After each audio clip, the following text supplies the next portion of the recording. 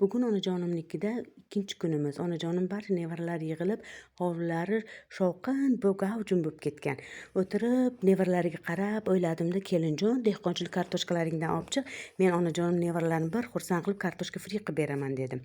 Kelinimiz bir tog'or kartoshkani olib keldi. Shu payt opcham uydan chiqib, kichkinang yig'layapti, uyqusi kelyapti, kashasini berib yubor dedilar. Opcha, men chiqqunimcha mana shu kartoshkalarni yaxshilab yuvib, menga somoncha qilib tayyorlab qo'ying dedim. Kichkinamni oldimda yuvintirib, kiyimchilarni almashtirib, qorni to'yg'izib, jiyanlarimga berdim, klaskaga solib, uxlatinglar, o'ynatinglar dedim. Keyin o'zi yurar qozonlarini olib o'tin yoqishga o'tdim. Qizlarjonlar, tan olaman, o'tin yoqish esimdan chiqibdi. Ekran orqasida anchagina o'tin yoqishga qiynaldim. Keyin qizigan qozonga yog'larni soldimda, o'tinlarni solib, kelinjon dedim, men o'tin olovimga o'zim qarayman va kartoshka frini o'zim qilaveraman, sen bemalol boshqa ishlaring qilaver dedim. Qarasam, yog'im qizibdi. Kartoshka frilarimni solib yaxshilab qovurishni boshladim va onajonimga aytdim, onajon, mana suvini hamma joyiga isrof qilmayman, gullaringiz tagiga to'kib olman deb gullar tagiga to'kib yubordim. Onajonim ekran orqasida turib, gullarimni tutuning bilan olov issig'i bilan kuydiryapsan, quritasan dedilar. Onajonim uyda gaz ham bor, sveti ham bor, issiq suv ham bor, sovuq suv ham bor, lekin men tutun hidini sog'inganim uchun, tutun hidi menga yoqqani uchun o'zi yurar qozoningizga men kartoshka fri qilaman deb onajonimdan ruxsat oldim va o'tinlarni solib, kartoshka frimni yaxshilab qovurtirib, qarsildoq bo'lguncha qovuraverdim.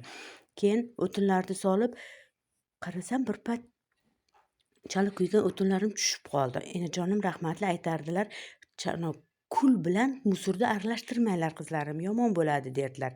Keyin tezda shpirtka bilan anaqa xokandozlarni oldimda, chala kuygan o'tinchalarni olib, yana o'choqchaga shipirib oldimda, sovib oldim va orada kartoshka frimni ham ag'darib, qizirgan tomonini tepaga, pishmagan tomonini pastga qilib aralashtirib turdim. O'tinlarim hammasini soldimda, keyin oxirgi qog'ozni ham sovib oldim, yaxshilab pishsin deb. Shu payt qarasam, kartoshka frilarimiz pishibdi. Keyin suzishni boshladim. Laganini oldimda, milliy laganimizni oldimda, kartoshka frilarimizni suzish boshladim. Shu payt ikkinchi qizim yig'ladi.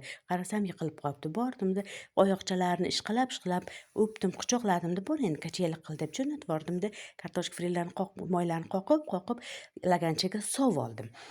Qaranglar, yoqsa 5, yoqmasa 2 qo'yinglar, xafa bo'lmayman. Keyin rahmatli enajonim vaqtida boshim og'riyapti enajon, gripp bo'lib qolibman deb burunlarim oqsa, isiriqlarni olib kel, isiriq qilamiz, yaxshi bo'ladi deb oldingi ota bobolarimiz bekorga aytmas ekan. Men ham pishirgan kartoshka frim cho'g'ini oldimda, kelinjonimiz tog'i tepasidan uylaridan olib kelgan tabiiy isiriqlar bilan bolajonlarimni isiriqqa tutatib yubordim.